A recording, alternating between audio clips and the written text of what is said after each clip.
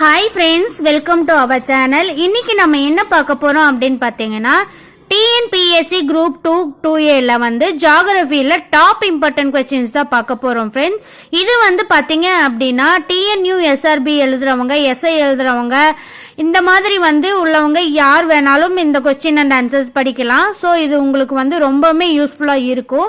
நம்ம வீடியோ இப்போதான் first time பார்க்குறீங்க அப்படின்னா மறக்காமல் சப்ஸ்கிரைப் பண்ணிக்கோங்க ஃப்ரெண்ட்ஸ். அப்பதான் நான் போடுற வீடியோஸ்னுடைய நோட்டிஃபிகேஷன் உங்களுக்கு வரும். நம்ம கிட்ட வந்து எல்லா சப்ஜெக்ட்டுக்குமே வந்து பிடிஎஃப் அவைலபிளாக இருக்கு. யாருக்காவது வேணும் அப்படின்னா கீழே டிஸ்கிரிப்ஷன்ல வந்து என்னுடைய வாட்ஸ்அப் நம்பர் தரேன், நீங்க வந்து பிடிஎஃப் கலெக்ட் பண்ணிக்கலாம்.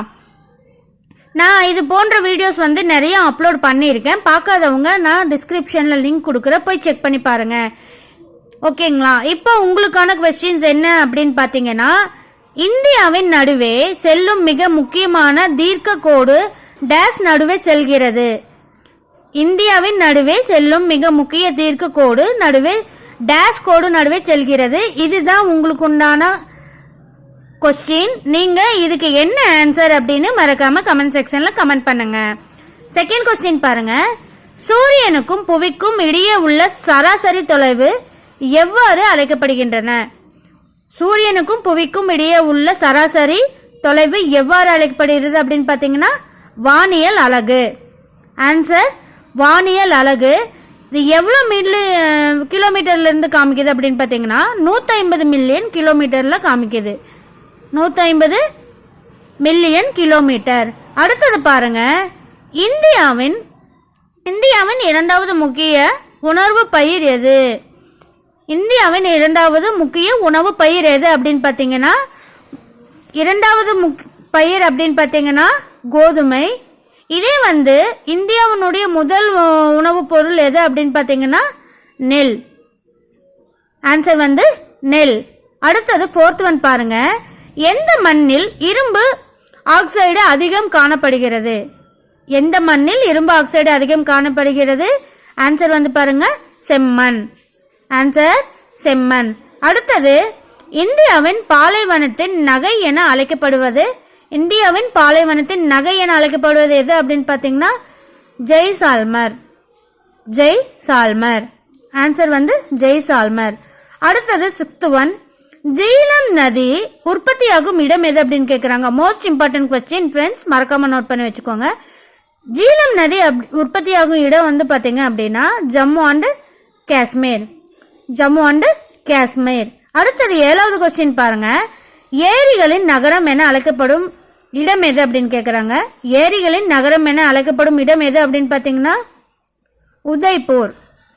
உதய்பூர். அடுத்தது இளஞ்சிவப்பு நகரம் என அழைக்கப்படுவது எது? இளஞ்சிவப்பு நகரம் என அழைக்கப்படுவது எது அப்படின்னு பார்த்தீங்கன்னா Jaipur. Answer Jaipur. Ninth one. நீல நகரம் என அழைக்கப்படுவது எது அப்படின்னு கேட்குறாங்க. நீல நகரம் என அழைக்கப்படுவது எது அப்படின்னு பார்த்தீங்கன்னா ஜோத்பூர். ஆன்சர் ஜோத்பூர். இதுவும் வந்து ஒரு முக்கியமான கொஸ்டின் ஃப்ரெண்ட்ஸ், மறக்காம நோட் பண்ணி வச்சுக்கோங்க. அடுத்தது வந்து பாருங்க.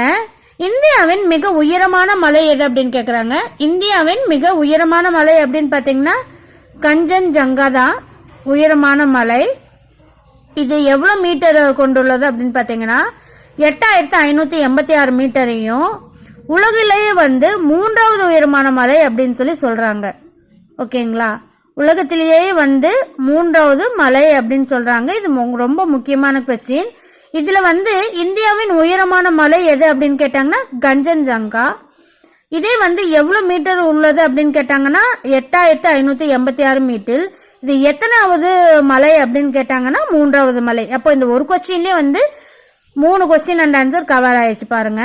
அடுத்தது பாருங்க. உலகின் மிக உயரமான மலை எது அப்படின்னு கேட்குறாங்க. இது ஒரு கோல்டன் கொஸ்டின்ஸ்னே சொல்லலாம், ரொம்ப முக்கியமான கொஸ்டின்.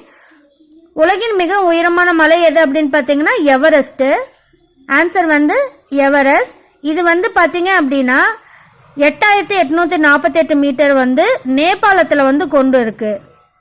8848 மீட்டர் நேபாளத்தில் வந்து கொண்டு இருக்கு. இது வந்து 8614 மீட்டர் நீளம் வந்து கொண்டது. ஓகேங்களா? தொலைவு அதாவது மீட்டர் கணக்கில் பார்த்தீங்கன்னா 8848. இடம் வந்து பார்த்தீங்கன்னா நேபாளத்தை நோக்கி இருக்கு. அதே வந்து இதனுடைய நீளம் அதாவது லென்த் அப்படின்னு பார்த்தீங்கன்னா 8614 மீட்டர் நீளத்தை கொண்டு இருக்கு. அடுத்தது பார்க்கலாம் வாங்க.